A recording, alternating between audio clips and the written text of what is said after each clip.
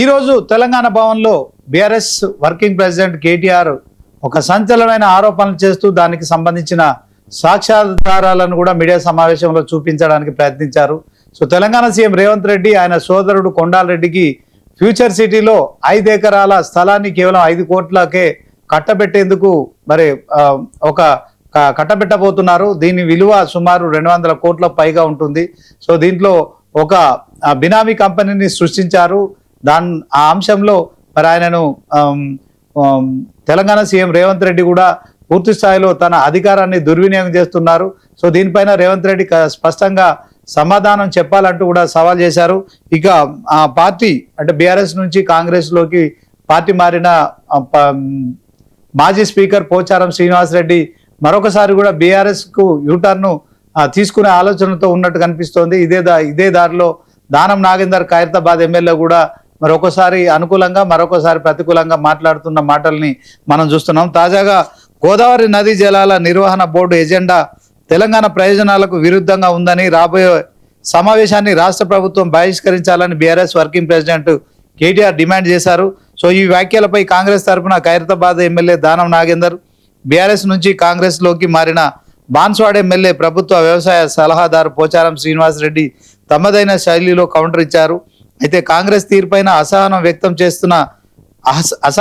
చేస్తూ మాట్లాడిన పోచారం యూటర్న్ తీసుకున్నారా, ఆయన అసంతృప్తితో చేసిన వ్యాఖ్యలపైన అధిష్టానం సీరియస్ అయిందన్న చర్చ సాగుతోంది. బీఆర్ఎస్ కూడా గ్రహచారం బాగుండకే పోచారం పార్టీ మారని వ్యాఖ్యలు చేసిన అంశంలో ఈరోజు మనం చర్చ చేస్తున్నాము. ఈ చర్చలో మనతో పాల్గొంటున్నారు సుమిత్రానంద్ గారు, బీఆర్ఎస్ నాయకులు, అలాగే పొలిటికల్ అనలిస్టు మన్నెం కోటేశ్వరరావు గారు. ముందుగా సుమిత్రానంద్ గారితో మాట్లాడదాం. తెలంగాణ భవన్లో మీడియా సమావేశంలో మాట్లాడినప్పుడు మరి వారు కూడా పక్కనే ఉన్నారు. సో ఈ అంశంలో ఏం మాట్లాడతారు చూద్దాం. సుమిత్రానంద్ గారు.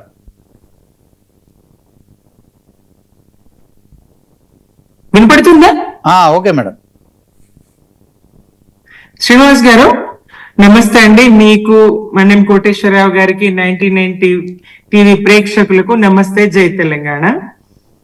ఇవాళ రాష్ట్రంలో కాంగ్రెస్ ప్రభుత్వం పేరుతో నడుస్తున్నటువంటి ఈ రేవంత్ సర్కార్ లో అవినీతి విశృంఖలంగా ఎట్లాగా వ్యాప్తి చెందుతా ఉన్నదో, కుటుంబ సభ్యులకు ఎట్లా ఆస్తులను కట్టబెడతా ఉన్నాడో, ఏ స్థాయి స్కాములు చేస్తా ఉన్నారో, ఏ స్థాయి అవినీతి జరుగుతా ఉన్నదో బీఆర్ఎస్ గా మేము వివరిస్తూనే ఉన్నాం, ప్రజలకు తెలియజేస్తూనే ఉన్నాము.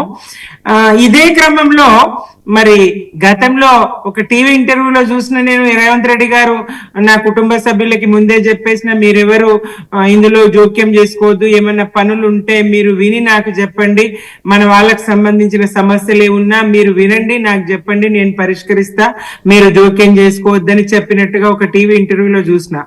కానీ ఇప్పుడు యావత్ కుటుంబాన్ని తెచ్చి రాష్ట్రం మీద రుద్దడం, వాళ్ళకి ఆస్తులు కట్టబెట్టడం, బినామీ కంపెనీలు ₹1,00,000 పెట్టుబడితో ప్రారంభం పెట్టామనేటువంటి కంపెనీ, కనీసం అడ్రస్ కూడా సరిగ్గా లేని కంపెనీ, ఫోన్ నంబర్ లేనటువంటి కంపెనీ, అలాగే ఒక ఉద్యోగి కూడా లేనటువంటి కంపెనీకి 5 ఎకరాల భూమిని మరి కట్టబెట్టినటువంటి రుజువులు, సాక్ష్యాలు చూపించడం జరిగింది. మా నోటి మాట కాదండి, బీఆర్ఎస్ ఏది చెప్పినా మా party working president Gaurav KTR గారు స్పష్టంగా సాక్ష్యాలు, ఆధారాలతో బయట పెట్టడం జరిగింది.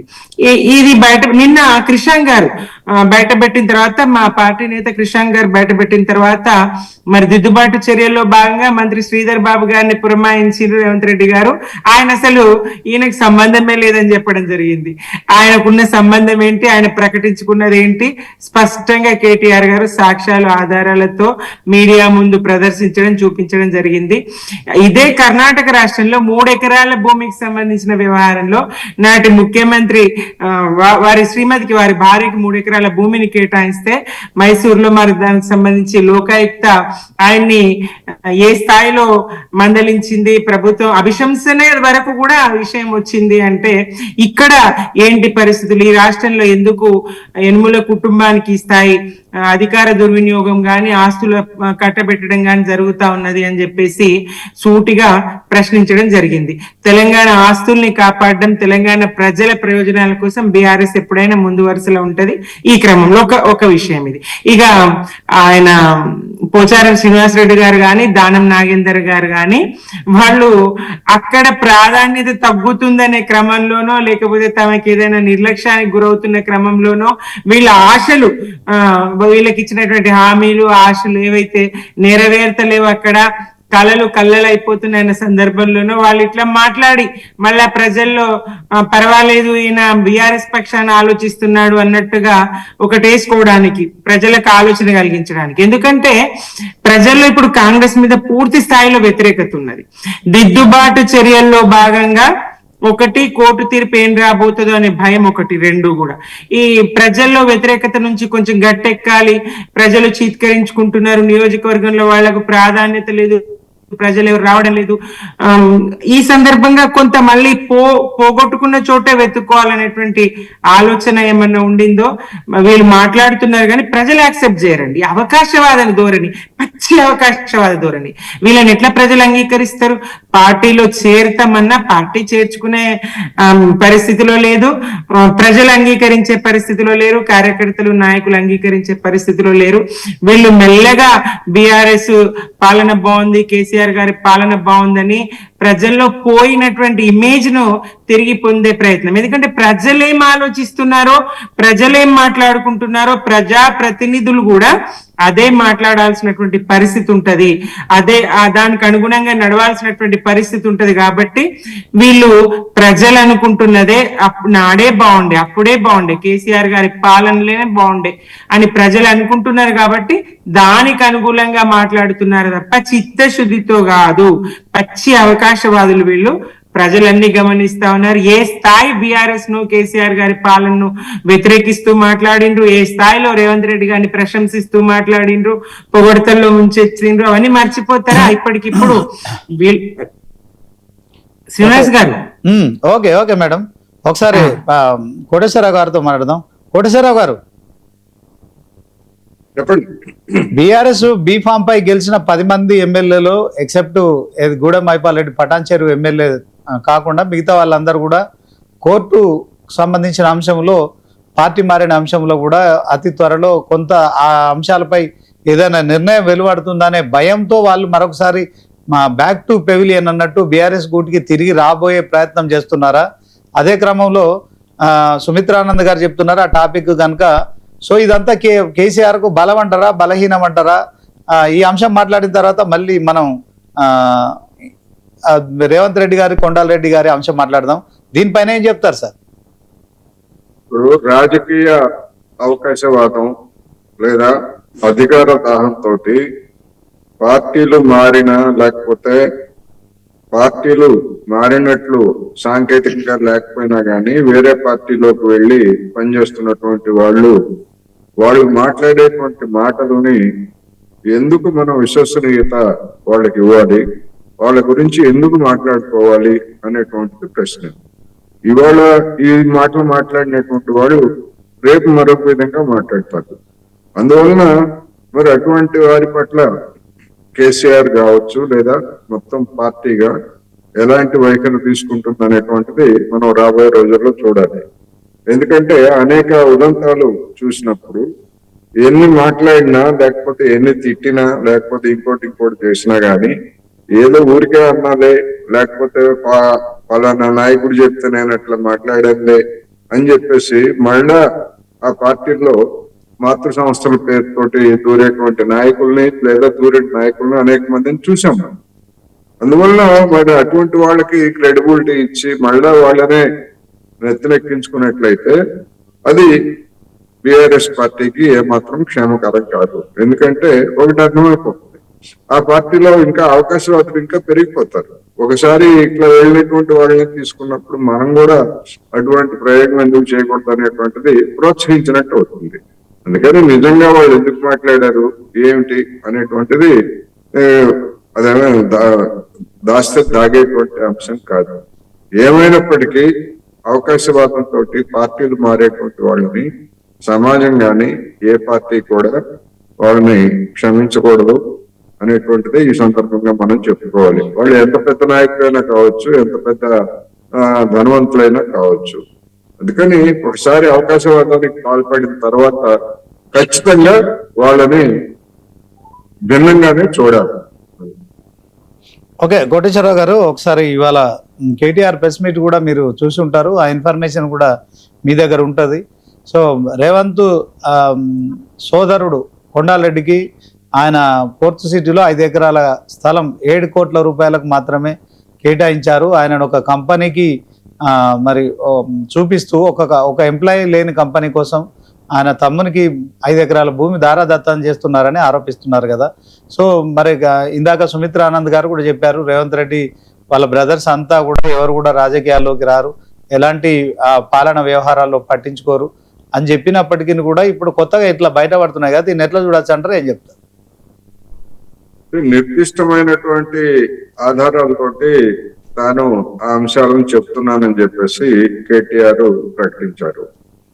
అదే విధంగా మరి వాటిని ఆధారంగా చేసుకొని అవి నిర్దిష్టమైనవా కాదా, అందులో ఉన్నటువంటి నిజాలు ఏమిటి, నిజంగా ఆ భూముల్ని ఎవరికి కేటాయించారు, ఆ కంపెనీలు డొల్ల కంపెనీలు, సూట్ కేస్ కంపెనీలు అంటారు, అట్లాంటి సూట్ కేస్ కంపెనీలు గతంలో చాలా ఉన్నాయి, ఇప్పుడు కూడా అవి ఇంకా పనిచేస్తూనే ఉన్నాయి. అందుకని అటువంటి సూట్ కేస్ కంపెనీలకు ఇచ్చినప్పుడు ఒక నిర్దిష్టంగా ఫలానా పటాన్ చెరువులో ఫలానా అడ్రస్ లో ఈ కంపెనీ ఉన్నది అని చెప్పేసి దానిలో చెప్తున్నారు. నిజంగా అక్కడ కంపెనీ ఉందా లేదా, ఉంటే యజమానులు ఎవరు, దాని యాక్టివిటీస్ ఏమిటి, ఇవన్నీ కూడా ఓపెన్ గా ప్రభుత్వం దానికి సంబంధించినటువంటి వివరాలన్నీ వెల్లడించాలి. ఒకవేళ పొరపాటు జరిగితే పొరపాటు అయితే మేము క్యాన్సిల్ చేశామని చెప్పొచ్చు. లేదు నిజంగా కంపెనీ ఉంటే కేటీఆర్ చెప్పింది అబద్ధం, ఇదిగో ఈ కంపెనీ ఇన్ని సంవత్సరాల నుంచి ఇట్లా పనిచేస్తా ఉంది, అందులో అంతమంది ఉద్యోగులు ఉన్నారు అని ఆ వివరాలన్నీ చెప్పాలి. అలా చెప్పకుండా కేటీఆర్ ఇంతకు ముందే ఒక టీవీ డిస్కషన్ లో ఆ కేటీఆర్ ఇట్లాంటి ఆరోపణలు చేస్తా ఉంటారు, అందుకని వాటిని పట్టించుకోవడం అక్కర్లేదు అన్నట్టుగా కాంగ్రెస్ ప్రతినిధులు ఒకరు చెప్పారు. అది కరెక్ట్ కాదు. ఎందుకంటే ఒక నిర్దిష్టంగా ఇదిగో ఫలానా ఫలానా అని చెప్పిన తర్వాత ఆ ఫలానా ఫలానా అవునా కాదా, ఎవరు దాని యజమాని, ఎవరు, ఎవరికి ఇచ్చారు, ఎందుకు ఇచ్చారు, ఏ ప్రాతిపదికన ఇచ్చారు, ఒకవేళ ఇచ్చేట్లయితే ఆ ప్రాతిపదిక అమలు జరగకపోతే తిరిగి దాన్ని క్యాన్సిల్ చేసేటువంటి అధికారం కూడా ప్రభుత్వానికి ఉంటుంది. అందుకని ఒక నిర్దిష్టంగా ఇప్పుడు అనేక సందర్భాల్లో అవసరమైనప్పుడు మేము ఆధారాలు బయట పెడతాము అని చెప్పేటువంటి నాయకుల్ని మనం చూసాం. ఇప్పటికీ అలాంటి వాళ్ళు ఉన్నారనుకో. కానీ కేటీఆర్ ఒక నిర్దిష్టంగా చూపిస్తున్నాడు, ఆయన ఇదిగో ఇది మేము వెబ్సైట్ నుంచి తీసినటువంటి ఆధారం ఇది. ఆ వెబ్సైట్ ఏమైనా తప్పు చెప్పిందా, లేకపోతే ఆ కంపెనీ తప్పు చెప్పిందా, లేకపోతే ప్రభుత్వం తప్పు చేసిందా అనేటువంటిది ఖచ్చితంగా తెలంగాణ ప్రజలకి తెలియజేయాలి. అది 7 కోట్ల భూమి, 200 కోట్ల, 5 ఎకరాల, 10 ఎకరాల, ఇవన్నీ కాదు కావాల్సింది. అసలు అటువంటి లావాదేవీ జరిగిందా లేదా, అందులో రేవంత్ రెడ్డి కుటుంబ సభ్యుల ప్రమేయం ఉన్నదా లేదా, ఇది తెలుసుకోవాలనేటువంటి ఆసక్తి తెలంగాణ పౌరుల్లో సహజంగానే ఉంటుంది. దాన్ని ప్రభుత్వం స్పష్టం చేయాలి అని మాత్రం నేను గట్టిగా చెప్పదలుచుకున్నాను. ఇంకో అంశం కోటేశ్వరరావు గారు, గోదావరి నదీ జలాల నిర్వహణ బోర్డు ఎజెండా తెలంగాణ ప్రయోజనాలకు విరుద్ధంగా ఉందని రాబోయే సమావేశాన్ని రాష్ట్ర ప్రభుత్వం బహిష్కరించాలని BRS working president KTR demand చేయడాన్ని ఎట్లా చూస్తారు, ఏం చెప్తారు సార్? ఒక రాజకీయ పార్టీగా ఏమైనా డిమాండ్ చేయొచ్చు, ఏమైనా ఒపీనియన్ చెప్పొచ్చు, అది వాళ్ళ పార్టీలకు ఉన్నటువంటి హక్కు. అయితే ఒక రాష్ట్ర ప్రభుత్వం ఏ విధంగా వ్యవహరించాలో చెప్పేటువంటి సాహసం కనుక చేసేట్లయితే, మరి గతంలో కూడా ప్రతిపక్షాలు బీఆర్ఎస్ పార్టీ అధికారంలో ఉన్నప్పుడు అదే విధమైనటువంటి విమర్శలు చేస్తే దానికి అనుగుణంగా వ్యవహరించాయా లేదా అనేటువంటి ప్రశ్న కూడా వాళ్ళకి ఎదురవుతుంది. ఇక్కడ జీఆర్ఎంపీకి సంబంధించి 7 ప్రాజెక్టులు ఆల్రెడీ ఉమ్మడి రాష్ట్రంలో ఆమోదం పొందినటువంటి ప్రాజెక్టులని రివ్యూ పేరుతోటి వాటిని రద్దు చేసేందుకు ఆంధ్రప్రదేశ్ ప్రభుత్వం ప్రతిపాదించింది. అందుకని దాని మీద ఈ విధమైనటువంటి వైఖరి తీసుకోవాలనేటువంటిది బీఆర్ఎస్ చేస్తున్నటువంటి విమర్శ, లేకపోతే ఆరోపణ, పేరేదైనా పెట్టవచ్చు. ఇక్కడ సమస్య ఏంటంటే ఉమ్మడి రాష్ట్రంలో అటు గోదావరి మీద కానీ లేదా కృష్ణా నది మీద కానీ ఆమోదం పొందినటువంటి రాష్ట్రాలను ఏ ప్రభుత్వం, ఏ రాష్ట్ర ప్రభుత్వము లేకపోతే ఎవరైనా కానీ అభ్యంతర పెట్టినా లేదా దాని మీద చర్చించాలని చెప్పినప్పటికీ అవి రద్దు అయ్యేటువంటి అవకాశాలు 100% లేవు. ఒకవేళ అటువంటి నిర్ణయం కనుక ఆ నది జల యాజమాన్య బోర్డులు కనుక తీసుకున్నట్లయితే కోర్టులు ఉన్నాయి, కోర్టులో రక్షణ పొందొచ్చు, అటువంటివి చేయొచ్చు. అయితే ఒకటి మాత్రం ఇక్కడ గమనంలోకి ఉంచుకోవాలి, గతంలో ఆమోదం పొందినటువంటి ప్రాజెక్టులకి రీడిజైనింగ్ పేరుతోనో లేకపోతే మరొక పేరుతోనో దానికి మార్పులు చేర్పులు చేస్తే ఆయా సంబంధిత రాష్ట్రాలు అభ్యంతరాలు పెడుతున్నటువంటి ఉదంతాలు జరిగాయి. ఉదాహరణకు పాలమూరు రంగారెడ్డి ప్రాజెక్టుకు సంబంధించి నీటిని ఎక్కడి నుంచి తీసుకోవాలనేటువంటి దాని మీద అంతకు ముందు ఆమోదం లభించినటువంటి దానికి భిన్నంగా కేసీఆర్ ప్రభుత్వం మార్చడంతో, రెండోది ఆ అడిగినటువంటి నీటి సరఫరా, నీటి కేటాయింపులు లేని కారణంగా అది పెండింగ్ లో పడింది. దాదాపు కొన్ని వేల కోట్ల రూపాయలు దానికోసం ఖర్చు చేశారు. ఇప్పుడు ఆ డబ్బంతా కూడా వృధా అయిపోయింది. ఎందుకని? నీటి వనరులను మార్చిన కారణంగా ఆంధ్రప్రదేశ్ ప్రభుత్వము లేదు ఇది పాత ప్రాజెక్టు కాదు, కొత్త ప్రాజెక్టు అనేటువంటి అభ్యంతరం లేపింది. లేపిన కారణంగా కేంద్ర ప్రభుత్వం కూడా దాని డిపిఆర్ ని వాటన్నింటినీ కూడా నిలుపుదల చేసింది, తిరిగి పంపించింది. అదే విధంగా ఆంధ్రప్రదేశ్ లో రాయలసీమ ఇరిగేషన్ ప్రాజెక్ట్ పేరుతోటి అక్కడ ఒక లిఫ్ట్ ఇరిగేషన్ ప్రాజెక్ట్ ని అక్కడ ప్రభుత్వం ప్రారంభిస్తే తెలంగాణ వైపు నుంచి దానికి అభ్యంతరం. ఏంటి అభ్యంతరం అంటే అది కొత్త ప్రాజెక్టుకి కృష్ణా నది పరివాహక ప్రాంతంలో ఉన్నటువంటి రాష్ట్రాలన్నీ ఆమోదించాలి. అటువంటి ఆమోదం రాయలసీమ లిఫ్ట్ ఇరిగేషన్ కి తెలంగాణ ప్రభుత్వం నుంచి అనుమతి లేదు కనుక, ఏకాభిప్రాయం లేదు కనుక దాన్ని ఆపేయాలని చెప్పారు. అది ఆగిపోయింది. అటు రాయలసీమ ఆగిపోయింది, ఇటు పాలమూరు రంగారెడ్డి ప్రాజెక్ట్ ఆగిపోయింది. ఇది ఏ ప్రాజెక్ట్ కైనా ఇదే విధమైనటువంటి సూత్రం. అది గోదావరి మీద ప్రాజెక్టులు అయినా, కృష్ణా నది మీద ప్రాజెక్టులు అయినా కానీ ఒకసారి ఆమోదించిన తర్వాత వాటిని యాజిటీజ్ గా అమలు జరిపేట్లయితే ఎలాంటి విభేదాలు ఉండవు. అది ఉపయోగించుకోవడానికి, ఆ ప్రాజెక్టులు నిర్మించుకోవడానికి మన దగ్గర డబ్బులు ఉన్నాయా లేదా అనేటువంటిది సమస్య. ఆ సమస్య దాని మీద విమర్శలు చేయొచ్చు, లేకపోతే ఇంకోటి చేయొచ్చు.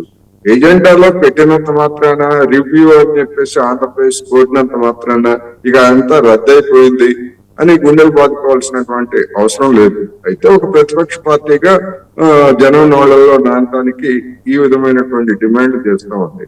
అయితే దానికి అనుగుణంగానే ప్రభుత్వం కూడా రెస్పాండ్ కావాల్సి ఉంది. కానీ మరి ఎందుకనో మౌనం దాల్చింది అనేటువంటిది మన అందరికి స్పష్టంగా కనిపిస్తా ఉంది. ఎందుకంటే వారం రోజుల నుంచి ఇదే విషయం వస్తా ఉంది. రేపు 18వ తారీఖున మరి ప్రభుత్వము, మన ఉత్తమ్ కుమార్ రెడ్డి గారు ఏం చెప్పారు, అందులో కొత్త అంశాలు ఏమీ లేవు అని చెప్పేసి ఆయన దాన్ని కొట్టిపారేశారు.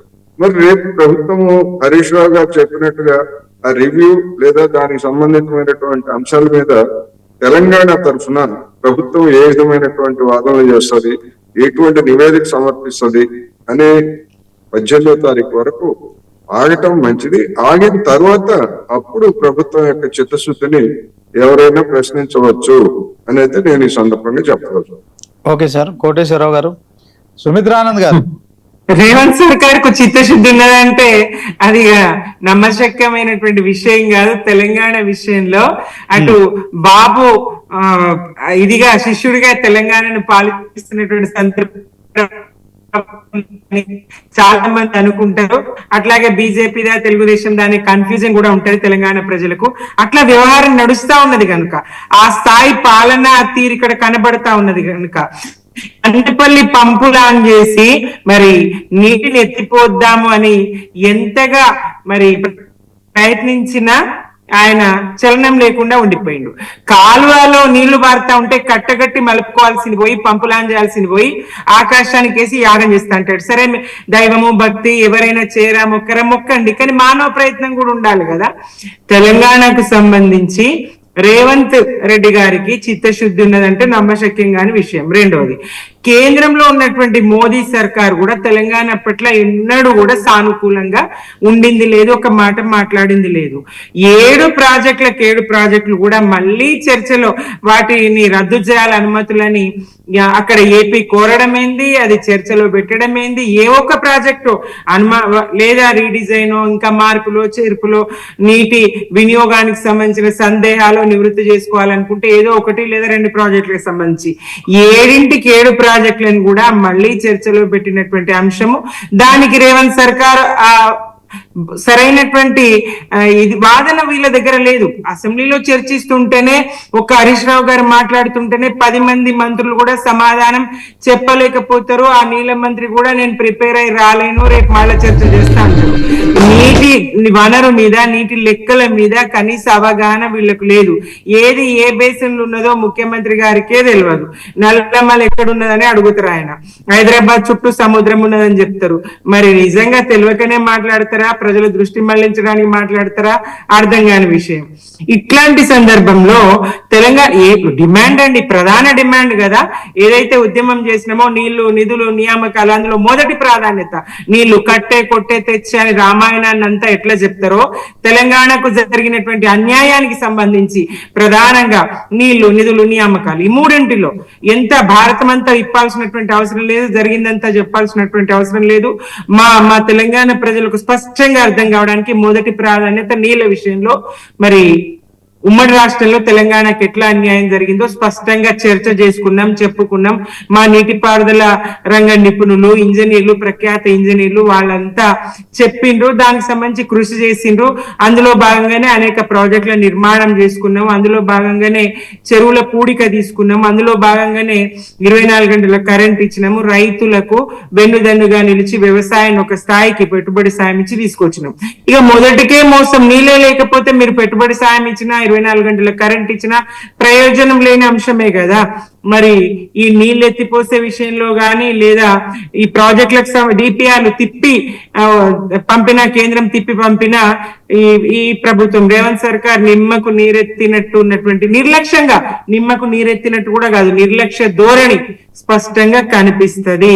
రేవంత్ సర్కారు రాష్ట్ర నీటి వాటాను, రాష్ట్ర నీటి హక్కులను కాపాడే ప్రయత్నంలో పూర్తిగా విఫలమైంది. ఇంకొకటి, కేంద్రంలో చంద్రబాబు ప్రాంతీయ పార్టీలు, చంద్రబాబు అనే కాదు, ప్రాంతీయ పార్టీల బలంతోనే మనుగడ సాగించే ప్రభుత్వాలు ఉంటే ఇట్లనే ఉంటది పరిస్థితి. చంద్రబాబుకు ఏదైతే ఆయన నిబంధనలు లేదంటే ఒత్తిడి, ఆయన ఒత్తిడి మేరకు కేంద్రం వ్యవహరిస్తుంది. ఆ స్థాయిలో ఇట్లా ఉండడం అయితే ప్రాంతీయ పార్టీల బలాలతోనే కేంద్రంలో ప్రభుత్వాల మనుగడ ఉంటే తప్పకుండా ఇట్లా గొడవలు, నీటికి సంబంధించినటువంటి, నీటి హక్కుకు సంబంధించినటువంటివి తేలకుండానే ఉంటాయి. కేసీఆర్ గారు స్పష్టంగా అటు మహారాష్ట్రతో చర్చలు చేసి ఒప్పించి అనేక విధాలుగా ఒక సామరస్య పూర్వక వాతావరణంలో బేసిన్లు లేవు, బేసిజాలు లేవు, ఇద్దరం బతుకుదాం, మా రాష్ట్రం మీ రాష్ట్రం, నీటిని సద్వినియోగం చేసుకుందాం, సముద్రం పాలు కాకుండా చూసుకుందామని స్పష్టంగా చెప్పినటువంటి సందర్భం. అయినా గాని ఇట్లాంటిగా ఇంత ఓపెన్ గా ఉన్నటువంటి మా పార్టీ తెలంగాణకు అన్యాయం జరగకుండా మేము చేసుకోగలిగినాం, చూపించగలిగినాం. ఇప్పుడు రేవంత్ సర్కార్ లో అది లోపిస్తా ఉన్నది, స్పష్టంగా కనబడతా ఉంది. అన్ని రంగాల్లో విఫలం చెందినట్టుగానే నీటి హక్కును కాపాడే విషయంలో గాని, నీటి వనరును కాపాడే విషయంలో గాని, సద్వినియోగం చేసుకునే విషయంలో గాని రేవంత్ సర్కార్ విఫలం చెందింది అనేది స్పష్టమండి. ఓకే, సుమిత్రానంద్ గారు, మీరు ఉమ్మడి నిజామాబాద్ జిల్లాకు చెందిన బీఆర్ఎస్ లీడర్ కదా. ఇప్పుడు పోచారం లాంటి వాళ్ళు మరొకసారి గర్ వాపసి అంటే కాంగ్రెస్ కు కొంత వ్యతిరేకంగా మాట్లాడుతాను, కాంగ్రెస్ లో అసంతృప్తి ఫీల్ అవుతున్నారు, దాంట్లో దానం గారు కావచ్చు, పోచారం కావచ్చు. సో ఇలాంటి వాళ్ళంతా మరొకసారి బీఆర్ఎస్ పార్టీలోకి వస్తే కేసీఆర్ వాళ్ళని పార్టీలో చేర్చుకుంటారా? దాంట్లో మీకు పార్టీ పరంగా కావచ్చు, ప్రజల్లో కావచ్చు కొంత తీసుకోమని గతంలో చాలా సందర్భాల్లో చెప్తున్నారు. సరే, ఇప్పుడున్న పరిస్థితుల్లో తెలంగాణ రాజకీయాల్లో బీఆర్ఎస్, బీజేపీ, కాంగ్రెస్ 3 పార్టీలు కూడా చాలా కాన్ఫిడెంట్ గా ఉన్నాయి. వచ్చే ఎన్నికల్లో మాకు మేమే అధికారంలోకి వస్తామని కాన్ఫిడెన్స్ ఉంది. సో ఇప్పుడు మీరు ఈ బలాన్ని అంతా బలగం లాగా ఫీల్ అవుతారా, బలహీనత లాగా ఫీల్ అవుతారా, ఏం చెప్తారు? ఇది బలహీనత కాదు, బలం కాదు. ఏది ఈ పోయిన వాళ్ళు వస్తామని చెప్పడం, ఇది కాంగ్రెస్ కు బలహీనత అవుతుంది, కాంగ్రెస్ కు నష్టం చేస్తుంది. వీళ్ళు ఏదో చేస్తారని నమ్మి వీళ్ళు వచ్చిండ్రు, వీళ్ళు ఏం చేయట్లేదు, ప్రజా వ్యతిరేక పాలన కొనసాగుతా ఉన్నదని స్పష్టం చేస్తా ఉన్నారు. వ్యతిరేకత, పోయిన వాళ్ళనే కాపాడుకోలేకపోయినరు, వ్యతిరేకత ఉన్నదని మరింత వ్యతిరేకత ప్రజల్లో స్పష్టం కావడానికి, కాంగ్రెస్ ప్రభుత్వం పట్ల వ్యతిరేకత ఉన్నది, నమ్మిపోయిన వాళ్ళే ఈ మాట చెప్తున్నారు అనేటువంటిది ప్రజలకి చేరుతుంది, ప్రజల్లో మరింత వ్యతిరేకత రావడానికి కారణమవుతుంది. ఇక బీఆర్ఎస్ గా మేము ఎట్లాగో ఈ ప్రజా వ్యతిరేక విధానాలను ఎండగడుతూ ప్రజల పక్షాన ప్రజల కోసం పోరాడుతూనే ఉన్నాం. నిరంతరం మేము ప్రజలతోనే ఉన్నాం కాబట్టి ప్రధానంగా నాటిని నేటిని కేసీఆర్ గారి 9.5 సంవత్సరాల పాలనను, ఆయన పాలనలో రాష్ట్రం సాధించినటువంటి అభివృద్ధిని, నీటిపారుదల రంగమైన, సాగునీరైనా, తాగునీరైనా, విద్యుత్ అయినా, విద్య అయినా, మౌలిక వసతుల సదుపాయ కల్పన అయినా, ఏ రంగంలో అయినా, సంక్షేమమైన అన్ని రంగాలను పోల్చి చూసుకుంటా ఉన్నారు. నాడు కేసీఆర్ గారి పాలన ఎట్లా ఉండే, రేవంత్ రెడ్డి గారు ఎన్ని హామీలు ఇచ్చిండ్రో, మరి హామీలు నెరవేర్చలేకపోతుండ్రో, కనీసం కేసీఆర్ గారి పథకాలను కూడా కొనసాగించలేకపోతున్నారని ప్రజలు ఆలోచిస్తా ఉన్నారు. ప్రజల పక్షాన బీఆర్ఎస్ ఉన్నది. ప్రజలు ప్రధానంగా కేసీఆర్ కావాలనేటువంటి డిమాండ్, మళ్ళీ సారే రావాలి, కేసీఆర్ఏ కావాలనేటువంటి ఆలోచనకు ప్రజలు వచ్చిండ్రు. ఇది స్పష్టం అవుతా ఉంది. రేవంత్ రెడ్డి గారికి కూడా తెలిసింది, బీజేపీకి కూడా తెలిసింది. బీజేపీ ఆ స్థాయిలో పనిచేస్తలేదండి క్షేత్రంలో. ఎందుకంటే రేవంత్ రెడ్డి గారికి ఒక బుల్లెట్ ప్రూఫ్ జాకెట్ లాగా వ్యవహరిస్తా ఉన్నది. ఎక్కడ చర్చలైనా చూడండి, మీరు ఏదైనా ప్రశ్నిస్తా ఉంటే ముందు వాళ్ళు బీఆర్ఎస్ ని విమర్శిస్తారు. బీజేపీ రాష్ట్ర నాయకత్వము మామూలు సామాన్య కార్యకర్త నుంచి కేంద్ర మంత్రుల వరకు కూడా ముందు బీఆర్ఎస్ ని విమర్శిస్తారు. తర్వాత మాటలో మాటగా ఓ మాట రేవంత్ సర్కార్ అంటారు. కానీ రేవంత్ సర్కార్ ను పల్లెత్తి మాట అనడానికి, ప్రజల పక్షాన నిలబడి పోరాడడానికి బీజేపీ సన్నద్ధంగా లేదు. బీజేపీ రేవంత్ ను కాపాడుతుంది. ఎందుకంటే వాళ్ళకు ఒక ఆశ, ఏనటికైనా రేవంత్ అటు వస్తాడేమని బడేబాయి నుంచి ఆదేశాలు, ముస్సే జుడే రహో అని చెప్పిండ్రు కదా, మరి ఎన్నటికన్నా నాతో కలిసిపోతాడేమో, ఆయన విషయంలో మీరు అంటి ముట్టనట్లు చూసి చూడనట్లు ఉండండి అని బహుశా ఆయన నుంచి, పెద్ద ఆయన నుంచి ఏమైనా ఆదేశాలు ఉన్నాయా, లేకపోతే వీళ్ళే ఆయన గొడుగు పడతా ఉన్నారో అర్థం కాదు. కానీ కేంద్ర మంత్రులైనా, బండి సంజయ్ గారైనా, రఘునందన్ రావు గారైనా, కిషన్ రెడ్డి గారైనా, ఒక్క అరవింద్ గారు వ్యతిరేకిస్తున్నట్టు కనపడతా ఉంది. కానీ అందరికందరూ బీజేపీ పార్టీ మొత్తంగా గంపగుత్తగా రేవంత్ సర్కార్ కు ఒక కంచెలాగా కాపుగాస్తున్న తీరు చూస్తా ఉన్నాం. ప్రజల్లో ఉన్నది, ప్రజలతో ఉన్నది బీఆర్ఎస్ గా మేము.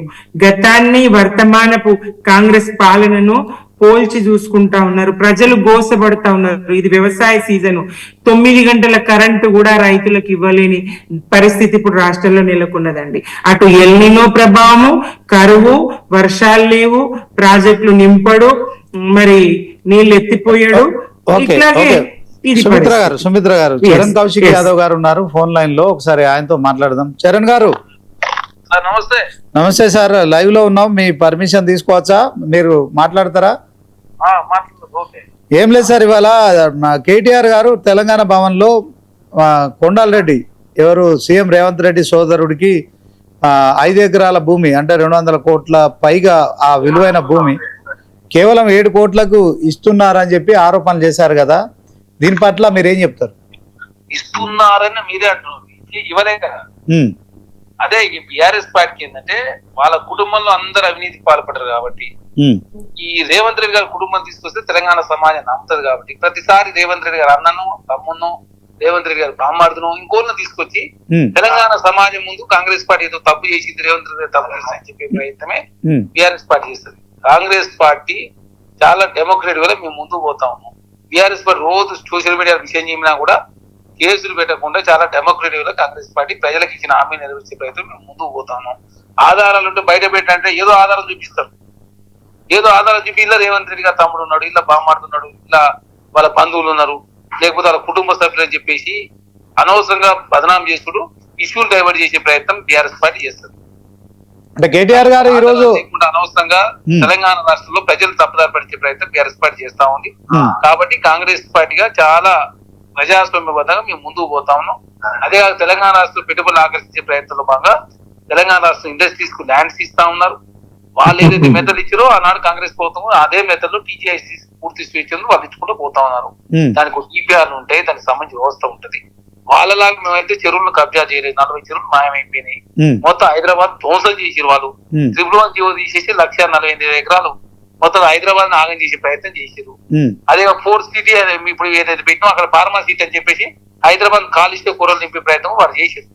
మేము వాళ్ళలాగా ముందుకు పోకుండా చాలా హైదరాబాద్ నగరాన్ని కాపాడే ప్రయత్నం, తెలంగాణను కాపాడే ప్రయత్నంలో చాలా డెమోక్రటిక్ లో ముందుకు పోతూ ఆదాయం పెంచుకునే మార్గాలు ఎదుగుతూ తెలంగాణ రాష్ట్రంలో కాంగ్రెస్ ప్రభుత్వం ముందుకు పోతా ఉంది. కాబట్టి వాళ్ళు చేయలేని పనులు కాంగ్రెస్ ప్రభుత్వం చేస్తా ఉంది. కాబట్టి కాంగ్రెస్ ప్రభుత్వమే బురదలాల అంటే దీనికి ఏదో అవినీతి మంత్ర అందించాలని ఒక దురుద్దేశం తప్ప వాస్తవ విషయాలు ఎప్పుడు బీఆర్ఎస్ పార్టీ మాట్లాడదు, మంచిది ఎప్పుడు వాళ్ళు ఒప్పుకోరు. అంటే చరణ్ గారు ఇవాళ కేటీఆర్ చేసిన అన్ని నిరాధార ఆరోపణలు అంటారా?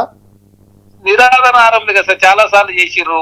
సుతిని సుజన్ రెడ్డి ఎవరు ఉపేంద్ర రెడ్డి గారికి సంబంధించినటువంటి అల్లుడు, వాళ్ళ కూతురు గురించి అలా ఎండి ఉంది చెప్పాలంటే దానికి సమాధానం చెప్పరు.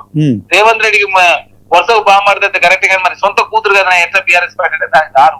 సింగరేణిలో కాంట్రాక్ట్లు వచ్చినప్పుడు అయ్యా మీ పార్టీ వాళ్ళకి నలుగురికి వచ్చినాయి, సతిమా శ్రీనివాసరావు మీరు అందరికి వచ్చినాయి, మరి మీ పార్టీలో ఉన్న వాళ్ళకి ఎట్లా వచ్చినాయి అంటే చాలా పారదర్శక వ్యవస్థ వస్తాయి కదా దానికి సమాధానం చెప్పరు. అంటే ప్రెస్ మీట్ పెట్టుడు, ఒక రోజు కాంగ్రెస్ పార్టీ బదనాం చేస్తుంది, వెళ్ళిపోడు. అంటే కొండారెడ్డికి దాంట్లో 4 సిటీలో 5 ఎకరాలు స్థలం ఇవ్వట్లేదా రేవంత్ రెడ్డి గారు? ఇప్పుడు ఎవరికి అసలు ఎక్కడ ఇచ్చిర్రు, ఏమి ఇచ్చిర్రు, అది ఎవరికో ఇచ్చిన దానికి ఆయనకు సంబంధం అని చెప్పి అడగడే ప్రయత్నం చేస్తారు. ఏంది కథ ఇది? అది జనవాడలో మీరు ఫిరంగినాలను డిస్టర్బ్ చేసి అన్నాడు ఫామ్ హౌస్ తీసుకొని తర్వాత అసలు ఎవరి పేరు మీద లేదని చెప్పే ప్రయత్నం ఇదేమన్నా? ఓకే, మీరు అలాగే ఉండండి ఒకసారి.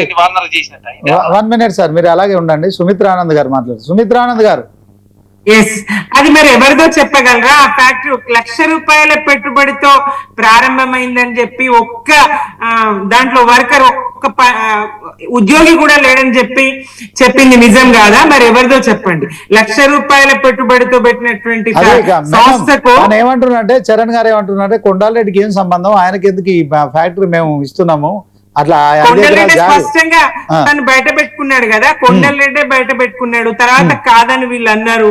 మరి ఎవరిది? ఎందుకు ₹1,00,000 పెట్టుబడితో పెట్టినటువంటి దానికి ఆ సంస్థకు 5 ఎకరాల భూమి ఇవ్వాల్సి వచ్చింది? ఎవరిది మరి అది? ఎందుకు ఇచ్చిండ్రు? ఒక్క ఉద్యోగి కూడా లేనటువంటి ఆ సంస్థకు ఎట్లా ఇచ్చిండ్రు? ఎస్, నేను ఒక 10 లక్షలు పెట్టుబడి పెడతా, నాకు 10 ఎకరాలు ఇవ్వండి చూద్దాం, ఇస్తారా? సాధ్యమా అది?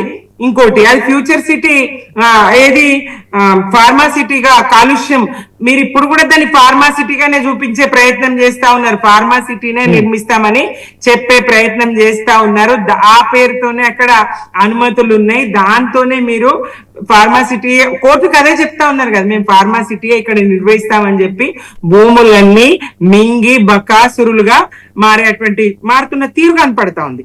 మీరు దుష్ప్రచారం చేసిన కాంగ్రెస్ గా కాళేశ్వరము 100 కాంపోనెంట్లతో జరిగిన నిర్మాణము, దానికి మా ప్రభుత్వం పెట్టినటువంటి ఖర్చు 86 లక్షలు. దానికి మీరేం చెప్తారు? రాహుల్ గాంధీ గారికి రాసిస్తారు 1,00,000 కోట్ల అవినీతి జరిగింది కాళేశ్వరంలో అని.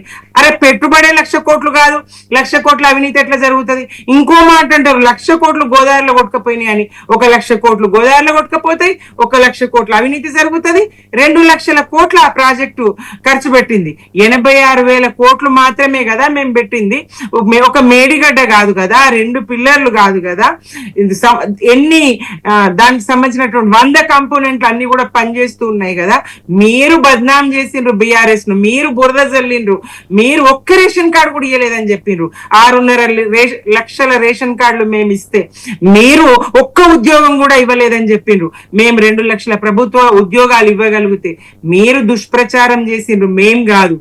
ప్రతి అంశంలో కూడా బీఆర్ఎస్ మీద బురద జల్లి అబద్ధపు ప్రచారాలతో. ఇంకొక మాట, 2 పంటలకే ఇస్తాడా ఈ సన్యాసి, 3 పంటలకు ఇయ్యాలి కదా అని మాట్లాడిండు రేవంత్ రెడ్డి.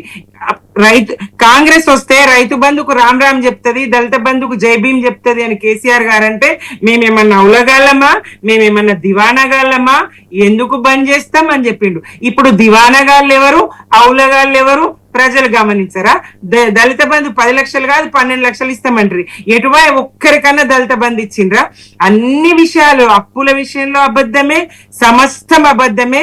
అబద్ధం అంటేనే కాంగ్రెస్ అనే స్థాయికి దిగజారిపోయింది. 140 ఏళ్ల చరిత్ర కలిగిన కాంగ్రెస్ ని స్థాయికి దిగజారుస్తాడు రేవంత్ అని కళలు కూడా అనుకోలేదు ప్రజలు. చరణ్ గారు మీరు ఆగండి. సుమిత్ర, సో మొత్తానికి ఆ కొండారెడ్డి పేరు మీద మాత్రం ఒక కంపెనీ రిజిస్టర్ అయింది, దాంట్లో ఆయనకు ఒక 5 ఎకరాల భూమి ఇస్తున్నారని చెప్పి ఆయన పక్క ఆధారాలతో ఇవాళ చెప్పారు. దీనిపైన మీ కాంగ్రెస్ ఎలాంటి ఇస్తురని చెప్పిందమ్మా? ఇయ్యండి. ఇప్పుడు ఎంతసేపు తెలంగాణ సమాజాన్ని డైవర్ట్ చేసారు తప్ప, అదే నాకు అర్థం కాదు. ఇప్పుడు బీఆర్ఎస్ ప్రభుత్వంలో కూడా వాళ్ళు చాలా మంది వ్యాపారాలు చేసిర్రు, వ్యాపారాలు చేసి మీరు అన్ని నాకు అర్థం కాదు. మీరందరూ తెలంగాణ రాష్ట్రంలో 2014 ముందు మీ పరిస్థితి ఏంది, 2014 తర్వాత మీ పరిస్థితి ఏంది, మొత్తం బీఆర్ఎస్ పార్టీ నాయకులకు అందరూ ఫామ్ హౌస్లు మొత్తం వేల కోట్ల రూపాయలు తన్నుకొని ఇప్పుడు తెలంగాణ రాష్ట్ర కాంగ్రెస్ ప్రభుత్వం మేము విసర్జించే ప్రయత్నం చేస్తే నాకు అర్థం కాక ప్రతిమా శ్రీనివాసరావు ఏంది, అదే విధంగా కేటీఆర్ ఫామ్ జన్వాడ లేంది, హరీష్ రావు గారిది మొయినాబాద్ లేంది, సంతోష్ రావు గారిది ఒటినాలపల్లి లేంది, కలవకుల కవిత గారి శంకరపల్లి లేంది, అదే కేసీఆర్ గారి ఎర్రవెల్లి లేంది.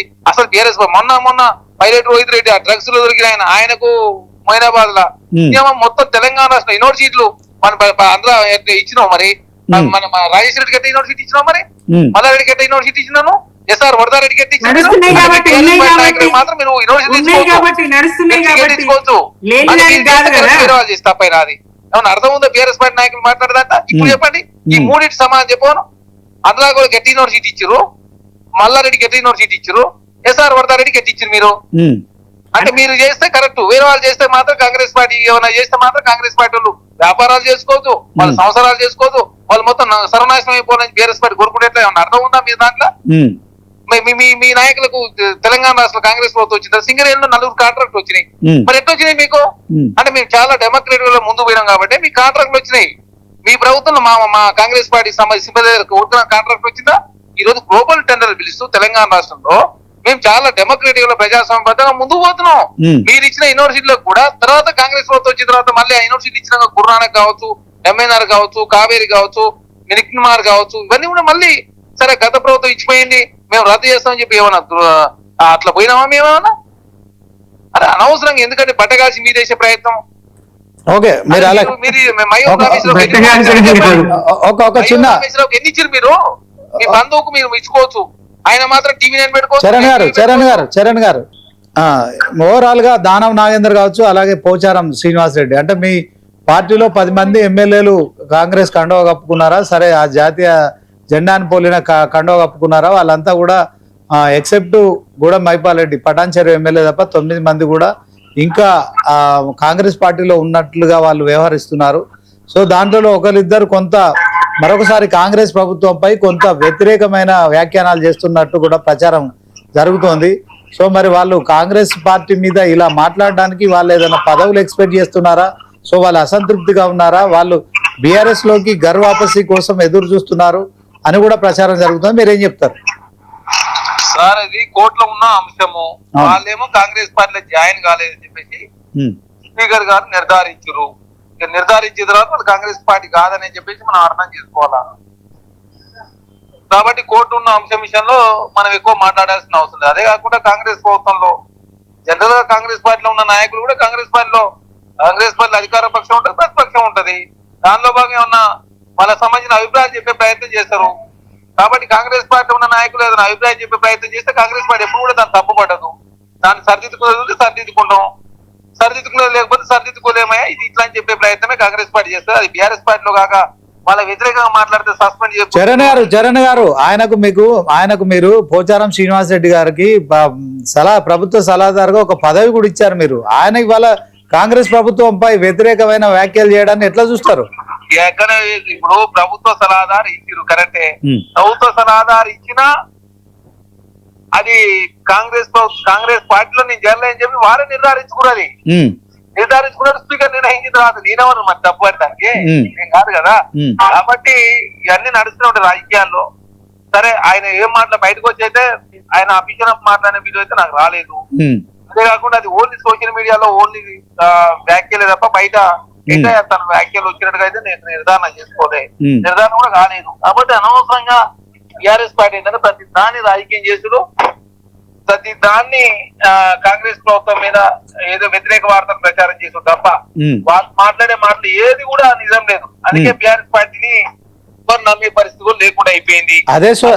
చరణ్ గారు, అదే సోషల్ మీడియాలో ఇంకో ప్రచారం కూడా జరుగుతుంది. దానం నాగేందర్ కూడా ప్రభుత్వానికి వ్యతిరేకంగా మాట్లాడుతున్నారు. దాన్ని ఎట్లా చూస్తారు సార్? అందరినీ మాట్లాడతారని చెప్తారు, అందరు మాట్లాడతారని వాళ్ళే చెప్తారు. అందరు కాంగ్రెస్ పార్టీలో బీఆర్ఎస్ పార్టీకి పోకుండా బీఆర్ఎస్ పార్టీకి పోకుండా న్యూట్రల్ ఉన్న ఎవరైతే ఉంటారో వాళ్ళందరికీ కాంగ్రెస్ పార్టీ మీద వ్యతిరేకంగా మాట్లాడుతున్నారు. వాళ్ళే నిందలేస్తారు, వాళ్ళే పోచారం శ్రీనివాస్ రెడ్డి ఇచ్చానని వాళ్ళే ట్రెండింగ్ క్రియేట్ చేస్తారు. నారాయణ ఇట్లా మాట్లాడు, పోచారం శ్రీనివాస్ అట్లా మాట్లాడు, పోయిన ఎమ్మెల్యేలు ఎవరు తృప్తిగా లేరు, బీఆర్ఎస్ పార్టీ ఏదో అద్భుతాలు క్రియేట్ చేసినట్టు Hmm.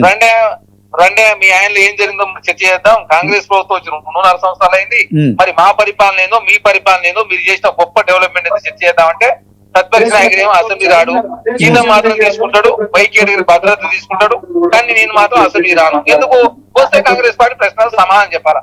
ఒక్క నిమిషం మీరు అలాగే ఉండి చరణ్ గారు చరణ్ గారు చరణ్ గారు చరణ్ గారు ఆగండి చరణ్ గారు ఒకసారి మాట్లాడాలా? ఒక్క నిమిషం లైన్ లో ఉండండి. దానం బయటకు వినండి.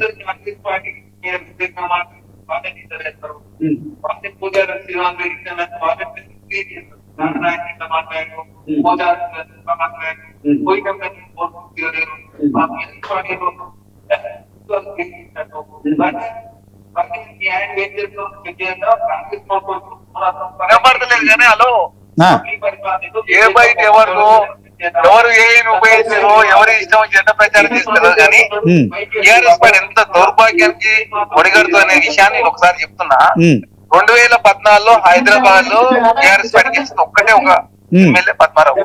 ఉమ్, తర్వాత 2015లో జిహెచ్ఎంసీ ఎలక్షన్ లో బీఆర్ఎస్ పార్టీ మొత్తం ఓడిపోతుంది, పరిస్థితి బాగాలేదు. ఉమ్, అప్పుడు అదే బీజేపీ టీడీపీ కూటమి గెలిచే అవకాశం ఉందని పెద్ద ఎత్తున చర్చ జరిగినప్పుడు ఉమ్, ఈ చుట్టుపక్కల ఉన్న జిల్లాల నుంచి మొత్తం హైదరాబాద్ లో 40 లక్షల ఓట్లు ఉమ్, 40 లక్షల ఓట్లు నమోదు చేపించి 2015లో 99 కార్పొరేటర్ గెలిచింది టీఆర్ఎస్ పార్టీ. అవును. ఆ ఊపుతోటి 2018లో గెలిచింది. ఉమ్, అంటే చూడండి, వాళ్ళ అవసరాల కోసం హైదరాబాద్ లో ఓట్లు నమోదు చేపిస్తారు పక్క జిల్లాలని తీసుకొచ్చి. ఉమ్, ఈ రోజు హైదరాబాద్ లో ఓట్లు పైన ఓట్లన్నీ అవే.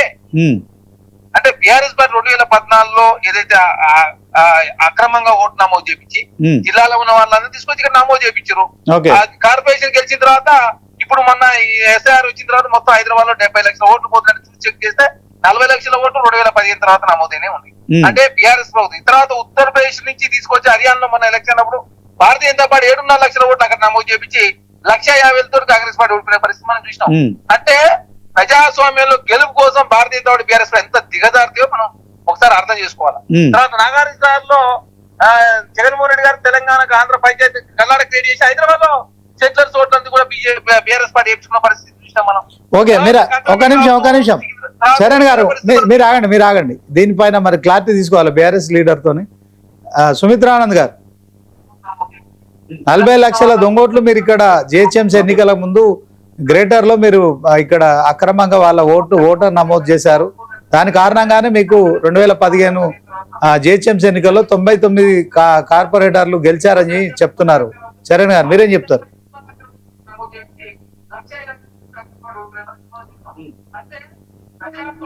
సుమిత్ర గారు ఓకే, థ్యాంక్ యూ చరణ్ గారు. Okay, thank you very much. ఒకసారి మరి కోటేశ్వరరావు గారితో మాట్లాడదాం. కోటేశ్వరరావు గారు కోటేశ్వరరావు గారు